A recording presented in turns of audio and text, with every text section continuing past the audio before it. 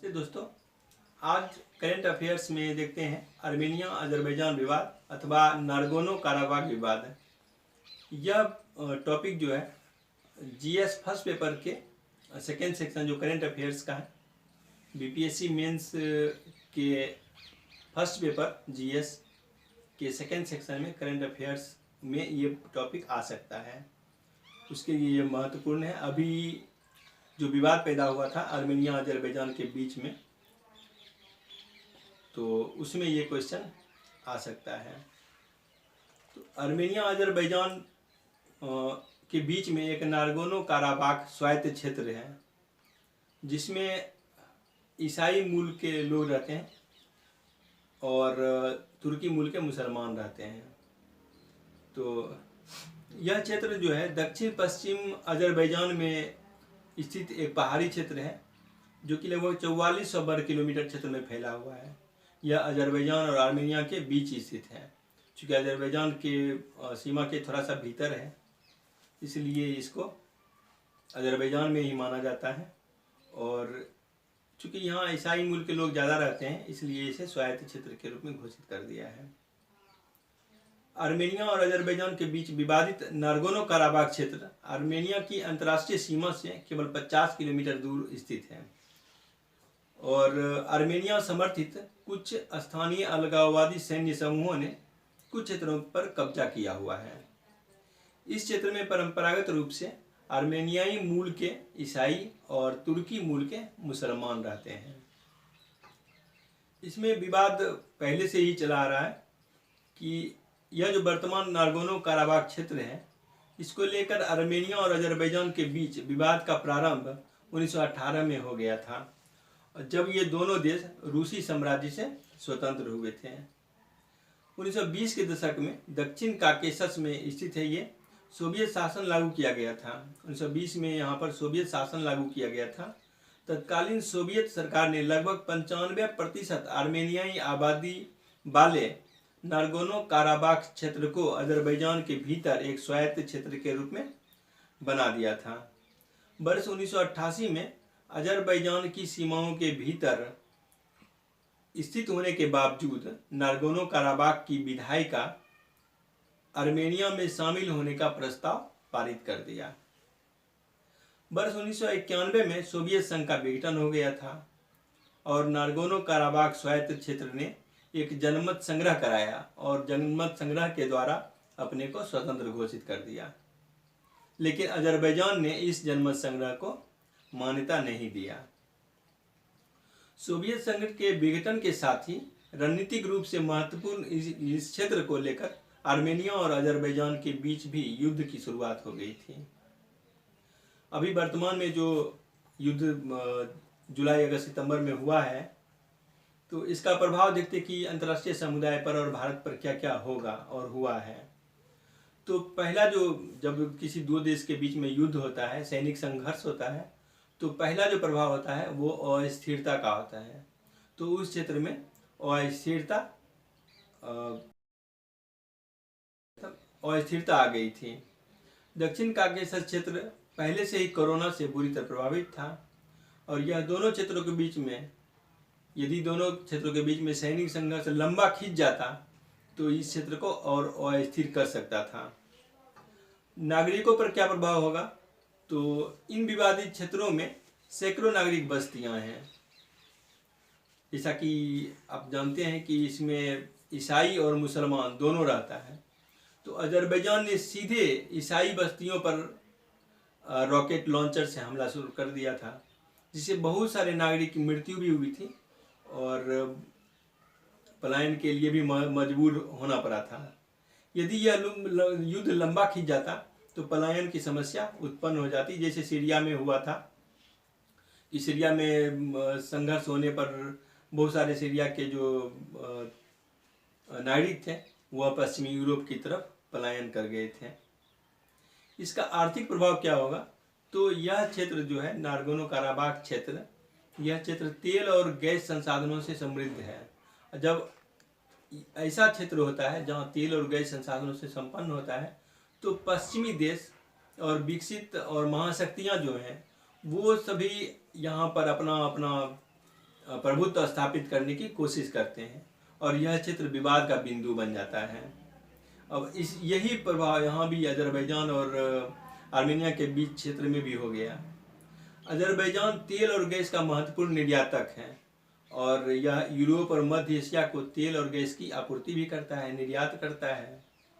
यदि इस क्षेत्र में सैनिक संघर्ष हो जाए और सैनिक संघर्ष लंबा खींच जाए तो वैश्विक स्तर पर तेल और गैस की कीमतें आसमान छूने लगती है और ऐसी स्थिति में पूरे विश्व में तेल और गैस का जो मूल्य है वो बढ़ जाएगा।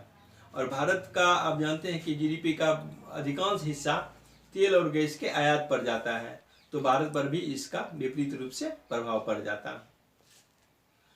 अब हम देखते हैं कि रूस पर क्या प्रभाव पड़ा था। तो रूस आर्मेनिया पूर्व में सोवियत संघ का भाग था। आप जानते ही हैं ये चीज़ कि आर्मेनिया पूर्व में सोवियत संघ का भाग था और आर्मेनिया में ईसाई नागरिक रहते हैं, इसलिए रूस आर्मेनिया से भावनात्मक लगाव ज़्यादा रखता है। वहीं रूस आर्मेनिया को हथियार की आपूर्ति भी करता है, इसलिए रूस आर्मेनिया को सपोर्ट कर रहा था। अब तुर्की मुसलमान आर्मेनिया ये अजरबैजान में और नागोर्नो काराबाख क्षेत्र में निवास करता है, इसलिए तुर्की ने अजरबैजान को सपोर्ट के लिए अपनी सेना भेज दिया था और तुर्की के साथ पाकिस्तान भी अपनी सेना भेजा था और उधर से ISI लड़ाका भी उसमें शामिल हो गया था। तो एक गठबंधन बन गया था, सामरिक धुरी बन गया था, तुर्की, अजरबैजान और ISI प्लस पाकिस्तान। अब अमेरिका के लिए देखते हैं तो अमेरिका भी अजरबैजान के साथ मधुर संबंध रखता है। आर्थिक क्षेत्र में अमेरिका अजरबैजान के संबंध मुख्य रूप से कैस्पियन ऊर्जा संसाधनों और पश्चिमी बाजारों में उनके परिवहन के संदर्भ में विकसित हुआ है। क्योंकि वहाँ तेल और गैस संसाधन समृद्ध है, तो अमेरिका और अमेरिकी बाजार, अमेरिकी कंपनियाँ वहाँ प्रभुत्व स्थापित करेगी और उससे मधुर संबंध भी बनाएगी। तो इस संदर्भ में अमेरिका अजरबैजान को सपोर्ट करता है। अमेरिकी कंपनियां सक्रिय रूप से कैस्पियन हाइड्रोकार्बन के डेवलपमेंट में ऑफशोर तेल क्षेत्र में शामिल है। अमेरिकी सरकार ने कैस्पियन तेल के परिवहन के प्राथमिक मार्ग के रूप में बाकू तिबिलिसी सिहान पाइपलाइन का सक्रिय रूप से समर्थन किया है। इस प्रकार USA जो है अजरबैजान को सपोर्ट करता है। अब इजराइल अजरबैजान को ड्रोन, अन्य कई घातक हथियार भी आपूर्ति करता है, इसलिए इजराइल भी अजरबैजान को सपोर्ट करता है। ईरान इजराइल दोनों में दुश्मनी है, तो ईरान क्या करेगा, अजरबैजान को सपोर्ट नहीं करेगा।